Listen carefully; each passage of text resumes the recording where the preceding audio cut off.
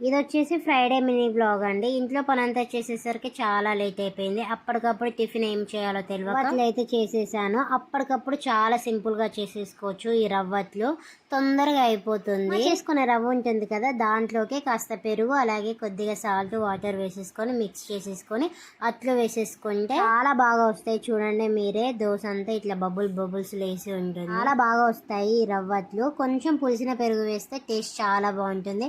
చాలా సింపుల్ గా ఎవరైనా చేసుకోవచ్చు. తక్కువ టైంలో ఎక్కువ టేస్ట్ ఉన్న రవ్వట్లు అన్నమాట. మధ్యాహ్నం లంచ్ లోకి అయితే ఆలూ కర్రీ చేశాను. నాకు చాలా ఫేవరెట్ కర్రీ. ఒకప్పుడు కొంచెం తక్కువగా తింటున్నాను, కానీ ఒకప్పుడు చాలా బాగా తినేదాన్ని. ఇంట్లో ఏం కూరగాయలు లేకపోతే ఆలు తెచ్చుకొని ఎమ్మటే ఫ్రై చేసుకొని తినేదాన్ని. అంత ఇష్టం ఉండేది. ఏ కర్రీ ఉన్నా కానీ ఇలా పచ్చడి నంచుకొని తినడం అంటే చాలా ఇష్టం. అందులోకి ఆలూ కర్రీలో ఆవకాయ వేసుకొని తింటే ఆహా, ఏమన్నా ఉంటుందా చెప్పండి అసలు టేస్ట్. అలా ఇలా తినే వాళ్ళు ఉన్నారా చెప్పండి.